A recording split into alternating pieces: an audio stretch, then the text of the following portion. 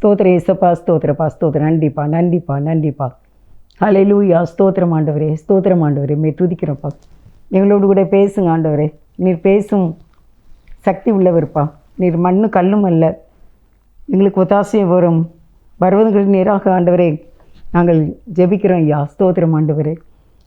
சத்துருக்கள் முன்னிலையில் தேவ மனிதன் வீரமுடன் முழங்கினான் தேவ மனிதன். சத்துருக்கள் முன்னிலையில் தேவ மனிதன் வீரமுடன் முழங்கினான் தேவ மனிதன்.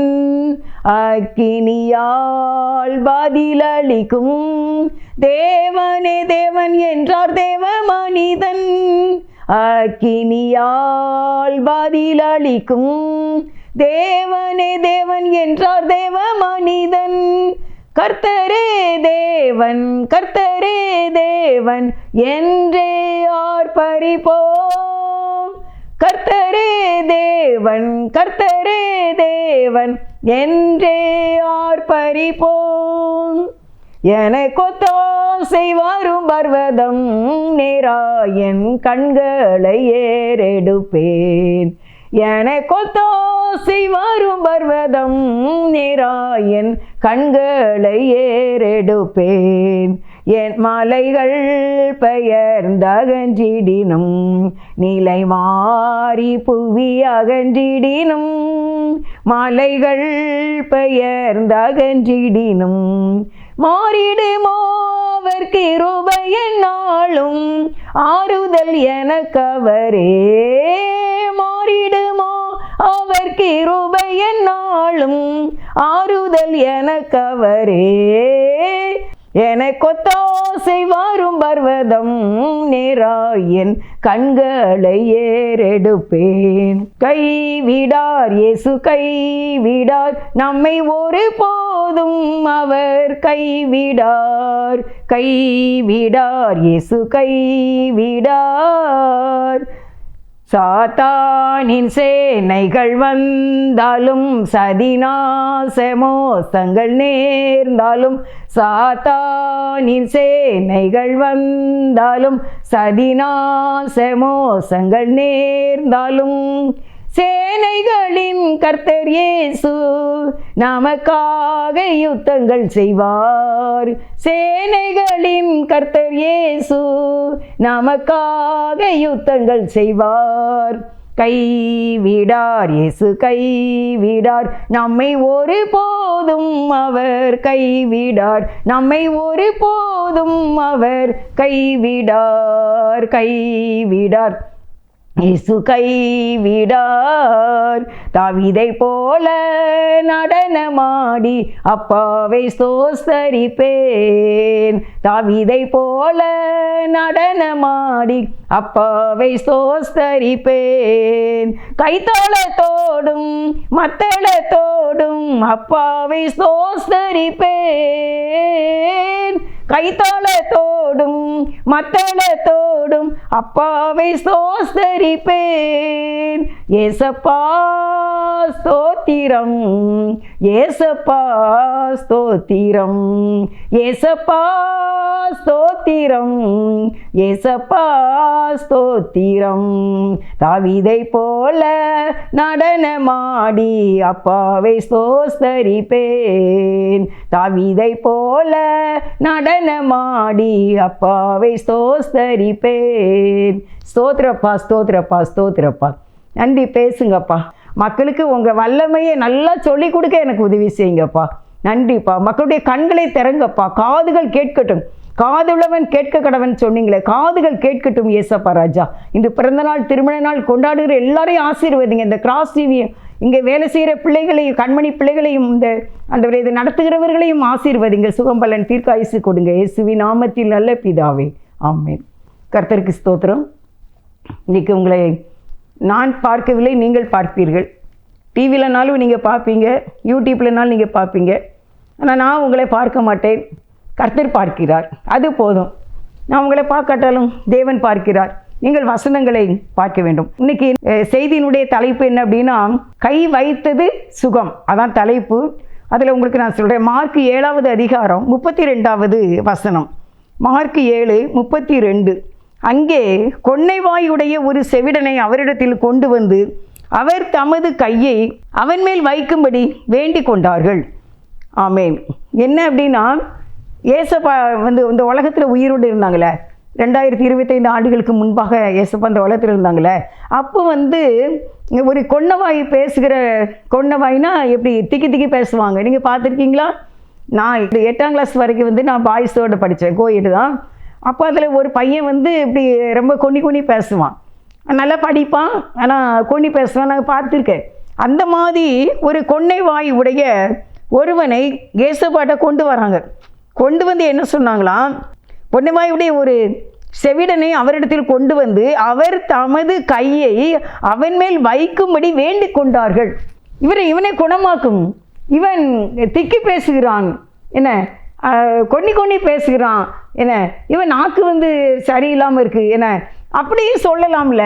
அப்படியும் சொல்லாமல் அவங்க என்ன சொல்கிறாங்க, நீங்கள் ஆண்டவர்கிட்ட சொல்கிறாங்க, ஆண்டவரே நீங்கள் உங்கள் கையை வந்து இவன் மேலே என்ன செய்யணும், நீங்கள் வைக்கணும், அவன் மேல் வைக்கும்படி வேண்டிக் கொண்டார்கள். வேண்டிக் கொண்டார்கள்னா வேண்டிக் கொள்வது வந்து ரொம்ப கேட்டுக்கொண்டார்கள் அப்படின்னா சரி கேட்குறாங்க, என்ன. ஆனால் அந்த வேண்டிக் கொண்டார்கள் வந்து ரொம்ப தயவு கேட்குறது, ப்ளீஸ் கேட்குறது, கெஞ்சி கேட்குற மாதிரி.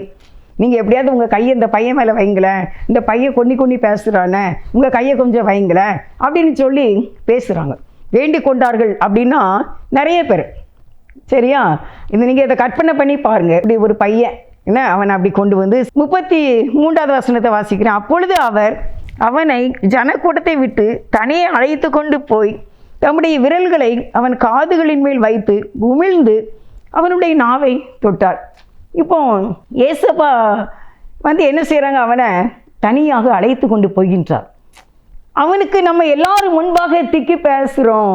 இப்போ ஆண்டவர் பேச சொல்லிடுவாங்களோ, நீ எதாட்டு பேசு, எதாட்டு நீ பேசு அப்படின்னு சொல்லுவாங்கன்னா நம்ம கொன்னி பேசுவோமே, எல்லோரும் பார்ப்பாங்களே, அசிங்கமாக இருக்குமே அப்படின்ட்டு மனசில் நினச்சிருப்பானோ என்னமோ.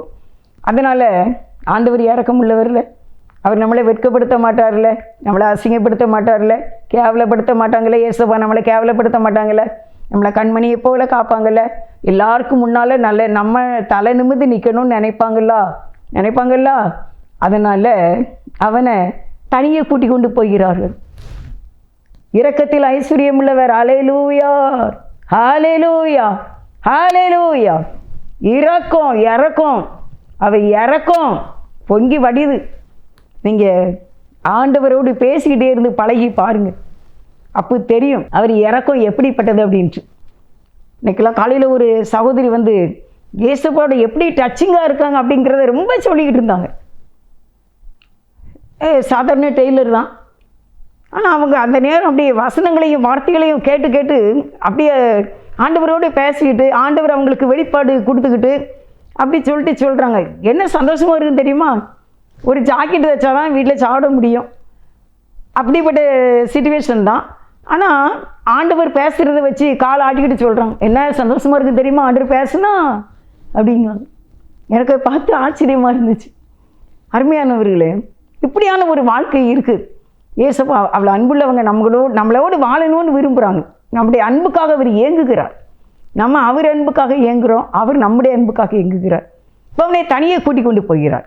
தனியை கூட்டு வச்சுட்டு என்ன செய்தார் அப்படின்னா, ஜனக்கூட்டத்தை விட்டு தனியை அழைத்து கொண்டு போய் தம்முடைய விரல்களை அவன் காதுகளில் வைக்க.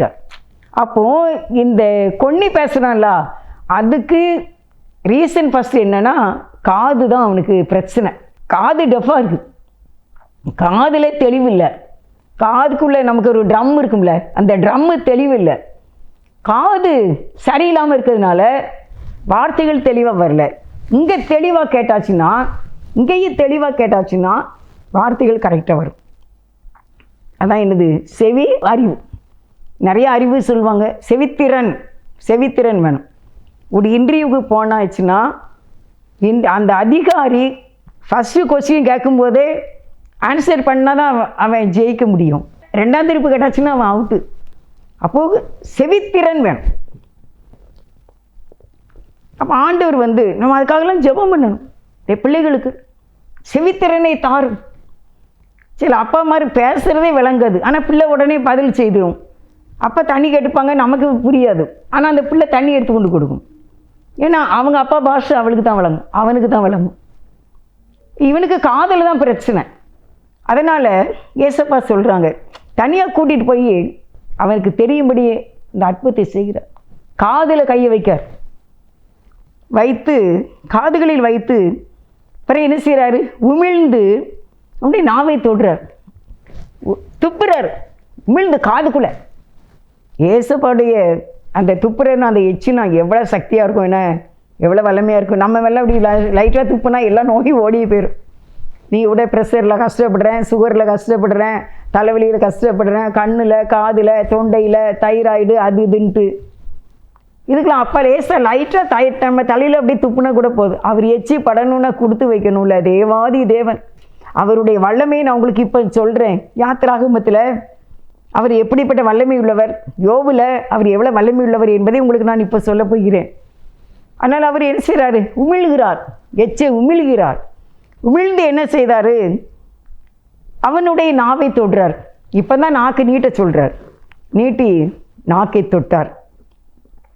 தொட்ட உடனே ஸ்பாட் இம்மீடியட்லியாக உடனே அவன் பேசினான். மார்க் 7வது அதிகாரம் 34 வாசிக்க. வானத்தை அண்ணாந்து பார்த்து பெருமூச்சு விட்டு எப்பத்தா என்றார், அதற்கு திறக்கப்படுவாயாக என்று அர்த்தமாம். 35.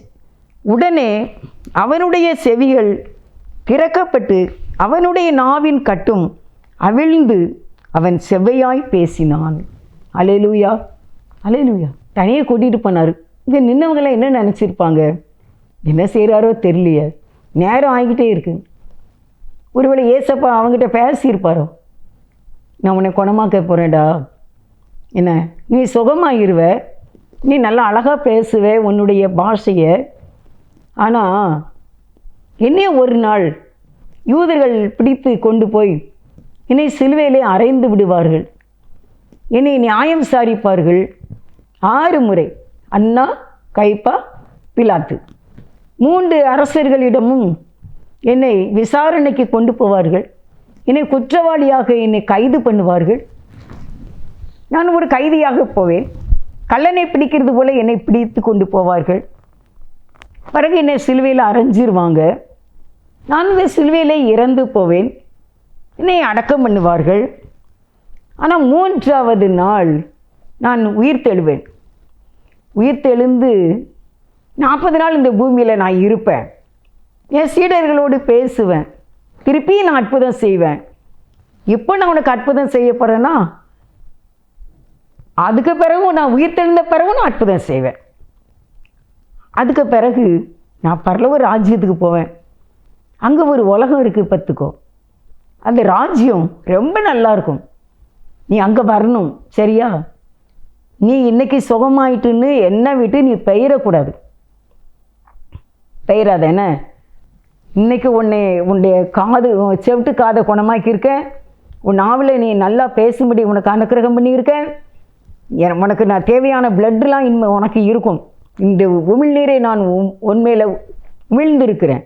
அதனால் உனக்கு பிளட்டெலாம் எத்தனை 12 இருக்கணுமா 13 இருக்கணுமா எல்லாம் உனக்கு கரெக்டாக இருக்கும். நீ நல்ல ஆயுசோடு இருப்ப, நீ வாழ்ந்திருப்ப. ஆனால் இனியும் மறந்துடாத. ஏன்னா நீ நரகத்துக்கு போகக்கூடாது, நீ சாத்தான் கைக்கு போகக்கூடாது. நீ கண்டிப்பாக ஒரு நாள் தேவனுடைய ராஜ்யத்துக்கு நீ வரணும். அதை நீ மறந்துடக்கூடாது. இந்த நல்ல உதவியை நீ பெற்று பரலோகத்துக்கு வராமல் போய்கிறாத. இது பெருசு இல்லை. நீ செவிடனாய் வாழ்ந்துட்டே போகலாம், நீ ஊமையனாய் வாழ்ந்துட்டே போகலாம், நீ குருடனாய் வாழ்ந்துட்டே போகலாம். ஆனால் பரலோக ராஜ்யத்துக்கு நீ வராமல் போயிடக்கூடாதுல்ல. இன்னைக்கு இவர்கள் உன்னை என்னிடத்தில் கூட்டி வந்ததனுடைய ரீசன் என்ன, இதனுடைய முகாந்திரம் என்ன, இதனுடைய காரணம் என்ன அப்படின்னா, உன் மேலே நான் பிரியமாக இருக்கேன், எனக்கு தெரியாமல் ஒன்றும் நடக்காது, நான் தான் ஒன்று இங்கே கூட்டிகிட்டு வந்தேன், உன் மேலே எனக்கு ரொம்ப அன்பாக இருந்துச்சு அப்படின்னு பேசியிருப்பாங்க. எனக்கு கிடச்ச வெளிப்பாடு தான். வேறு அவர் என்னத்தை பேசுவார்? நான் உனக்கு இந்த உலகத்தில் ஒரு பெரிய அரண்மனையை தாரேன், என்ன ஒரு பெரிய தோட்டத்தை தாரேன், என்ன நான் உனக்கு ஒரு பெரிய கார் தாரேன், என்ன நான் உனக்கு சொந்தமாக ஒரு ஃப்ளைட்டு தாரேன், நீ நினச்ச நேரம்லாம் போகலாம் வரலாம், என்ன உனக்கு ஒரு 10 வேலைக்காரங்களை தாரேன், என்ன நல்ல மனைவியை தருவேன், பிள்ளை தருவேன் அப்படி இப்படின்னா சொல்லி கதை பேசியிருப்பாங்க நம்மளை மாதிரி. ஆண்டவரே சொல்லிட்டார், என்னுடைய ராஜ்யம் இந்த உலகத்துக்குரியது அல்ல. இந்த உலகத்துக்காண்டி போராடாத, இந்த பதவி மோகத்துக்காண்டி போராடாத, இந்த பண ஆசைக்காண்டி போராடாத, எல்லாம் அழிந்து போ. நித்திய ராஜ்யம்னு ஒரு பெரிய உலகம் இருக்குது. நான் தனியாக இருக்கும்போது ஆண்டவர்கிட்ட கேட்பேன், எப்போ அதுக்கு எல்லையே இருக்காதுன்னு நினைக்கிறேன் நான்.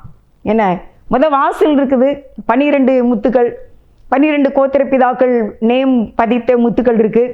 அதுக்கு பிறகு அப்போஸ்தலர்கள் நேம் பதித்த முத்துக்கள் இருக்குது, சிங்காசனங்கள் இருக்குது. இந்த உலகத்தையே நமக்கு ஒன்றும் தெரிய மாட்டேங்குது. நான்லாம் இன்னும் கொடைக்கானல், ஊட்டி, கன்னியாகுமரி எல்லாம் ஒன்றுமே நான் இன்னும் பார்க்கல. இந்த மாதிரி ஊர்களே தெரியாது. ஆனால் எவ்வளவோ இருக்குங்க. காஷ்மீருக்கு போகிறாங்க, அங்கே என்னெல்லாமோ பார்த்துட்டு வராங்க. நீர்மூழ்கி கப்பலில் போயிருக்காங்க, ஃப்ளைட்லலாம் எங்கெல்லாமோ போய்கிட்டு இருக்காங்க. அதெல்லாம் ஒன்றுமே நமக்கு தெரிய மாட்டேங்குது. ஆகாயத்தில் பறந்தால் எப்படி இருக்கும்னு தெரியல. ஆனால் அப்போது அவ்வளோ பெரிய இந்த உலகம், அப்போ பரலோக ராஜ்யத்தில் எல்லாரும் அங்கே இருப்போன்னா அது எப்படி இருக்கும் பாருங்கள். சில சமயம் என்னுடைய ஆவிக்குள்ளே நான் அப்படி ஒரு மாதிரி தரிசனம் அப்படி நினைப்பேன். என்னுடைய ஃபீலிங் இப்படி இருக்குமோ. ஏன்னா ஒவ்வொரு சிங்காசனமும் 12 முத்துக்கள் பதிச்சிருக்குமா. 12 முத்துக்கள்லாம் நம்ம காதில் போட்ட இவ்வளோங்கான கம்மல் முத்து கிடையாது. அது ஒவ்வொரு கல்லுமே எத்தனை டன் கணக்கில் இருக்கும்.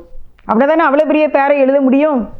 ரூபன்னு ஒரு பெரிய பேர், சிமியோன்னு ஒரு பேர், லேவின்னு ஒரு பேர், யூதான்னு ஒரு பேர், தான்னு எழுதணும், நத்தலின்னு எழுதணும், காத்து எழுதணும், ஆசிரியர் எழுதணும், யோசேப்பு எழுதணும், பெனிமீன் எழுதணும். இவ்வளோ பேர் ஒவ்வொரு பெரிய டன் கணக்கில் உள்ள கல்லில் தான் எழுதி ஆண்டவர் வச்சுருக்காங்க பரலோக ராஜ்யத்தில். அப்போஸ்தலர்கள் பேர் அதுக்கு மேலே பெரிய பெரிய பேராக இருக்கும். பர்த்திமேலேயு, அந்திரேயா, அப்படி போ, அருளப்பர். அவ்வளோ பெரிய கற்களால் ஜோடிக்கப்பட்ட அந்த உலகத்தை இந்த செவிடன்கிட்டே ஆண்டவர் பேசினார். அதனால நீ மறந்துடாத. இன்னைக்கு சோதப்பட்டுட்டு போயிரு. ஆனால் நான் உன்கிட்ட பேசினேன் பற்றியா, நான் ஒரு நாள் வருவேன், கூட்டிகிட்டு போவேன். அங்கே ஒரு உலகம் இருக்குது, அது அழியாத உலகம். நரகத்துக்கு நீ போயிடக்கூடாது. ஒழுங்காக கற்பனைகளை கை கொண்டு வாழ்ந்துக்கோ. பெற்றோரை கனம் பண்ணு, மனைவி பிள்ளைகளை நேசி, சோம்பேறியாக இருக்காத. ஒழுங்காக வேலை செய்து சாப்பிட்டு ராஜ்யத்துக்கு சேரு, பரிசுத்தமாயிரு. இந்த அன்பை, இயேசுவின் அன்பை எல்லாருக்கும் சொல்லுன்னு சொல்லி அனுப்பியிருப்பாங்க. குணமாக்கி விட்டார். அல்லேலூயா. எவ்வளோ சந்தோஷமான ஒரு காரியம். திறக்கப்படுவாயாக என்றார். எப்பத்தான் எங்கெல்லாம் நீங்கள் திறக்கணும்னு நினைக்கலாம் அங்கெல்லாம் நீங்கள் சொல்கிற வார்த்தை எப்போத்தான்னு சொல்லிடுங்க. காது திறக்கப்படணுமா, கர்ப்பம் திறக்கப்படணுமா, கால் சரியாகணுமா, பூட்டி கிடக்கிற உங்களுடைய வீடுகள் திறக்கப்பட்டு சாவிகள் உங்கள் கைகளுக்கு வர வேண்டுமா, உங்களுக்கு வர வேண்டிய நிலங்கள் வர வேண்டுமா, கை நீட்டி சொல்லுங்க. எப்பத்தா திறக்கப்படுவாயாக. கைக்கு வந்துடும் எல்லாமே. இயேசுப்பா கிருபையினால் ஆசீர்வதிப்பார். ஏன்னா வார்த்தை வல்லமை உள்ளது. உடனே அவனுடைய கண்கள் திறக்கப்பட்டு அவன் செவையாய் பேசினான் என்று எழுதியிருக்கிறது. ஏன் அவங்க உங்களுடைய கையை இவன் மேல் வைக்க முடியும் என்று சொன்னார்கள்? ஓய், அதுக்கு நான் வசனம் எடுத்திருக்கேன். யாத்திராகமும் 15வது அதிகாரத்தில் 6வது வசனம். கர்த்தாவே, உம்முடைய வலது கரம் பலத்தினால் மகத்துவம் சிறந்திருக்கிறது. கர்த்தாவே, உம்முடைய வலது கரம் பகைஞனை நொறுக்கிவிட்டது. இந்த யாத்திராகமம் 15வது வசனம், கர்த்தாவே, உம்முடைய வலது கரம் பலத்தினாலே மகத்துவம் நிறைந்திருக்கிறது. கர்த்தருடைய வலது கரம், அவருடைய கையே என்னதான் மகத்துவம். அப்போ வார்த்தை எப்படி இருக்கும்? தேவனுடைய வார்த்தை உங்களை பார்த்து நீ சுகமாகுன்னா சுகமாய். நீ கடன் வாங்குவதில்லை சொல்லிட்டாருன்னா கடன் வாங்க மாட்டேன். நீ இந்த பாவத்தில் கடக்க மாட்டேன், எந்திரிச்சிரு அப்படின்னா எந்திரிச்சிருவோம். இன்னும் உனக்கு கோபமே வராது அப்படின்னு நீ விசுவாசத்து கேட்டிங்கன்னா ஆண்டவர் இன்னும் உனக்கு கோபம் வராதுப்பா, நல்ல பிள்ளையா இருப்பா, போப்பா, என் பிள்ளைக்கு திருமண காரியம் நடக்குப்பா, விசுவாசிப்பா. ஒரு குழந்தை கொடுத்துருங்களேன், ஒரு குட்டி பிள்ளை கொடுத்துருங்களேன், சரிப்பா கொடுக்குறேன்ப்பா அப்படின்னு சொல்லக்கூடிய ஆண்டவர் தான். பாவ மன்னிப்பு கேட்க வேண்டும், அன்பு செலுத்த வேண்டும், இனி பாவம் செய்யாது இருக்க வேண்டும். அவரது வலது கரம் மகத்துவத்தினால் நிறைந்திருக்கிறது. ஆண்டவர் சொல்கிறார், நான் உன் வலது கையை பிடிக்க, நான் உன் கையை பிடிச்சு உனக்கு சொல்லுகிறதாவது. நீ பயப்படாத அப்படின்னு சொல்கிறார். கலங்காதே சொல்கிறார், திகையாதே சொல்கிறார். என்றைக்கு காண்போமோ இந்த இயேசுவை. அப்போ அவர் கையை போய் பார்க்கணும்ல, என்ன கை எப்படி இருக்குது? கடலை நீட்டுனா கடல் 2 பிளந்துருது. செத்தவனை தொட்டு அவன் எஞ்சி உட்காந்துருதான். குஷ்டரோகியை தொட்டு அவன் சுகமாகிடுறான். ஸ்பாட்டி எல்லாமே இமீடியட்லி தான். ஸ்ட்ரோக் வந்து கிடக்க அவரை மட்டும் தொட சொல்லு, அவரை தொட சொல்லுங்க. எனக்கு கை விளங்கலப்பா, எனக்கு கால் விளங்கலப்பா, கஷ்டப்படுறேன்ப்பா, கண்ணீராக இருக்குப்பா, எனக்கு கவலையோடு இருக்கீங்களா? எப்போ கொஞ்சம் தொட்டுருங்கப்பா. எதுனாலும் சரி, எப்பத்தா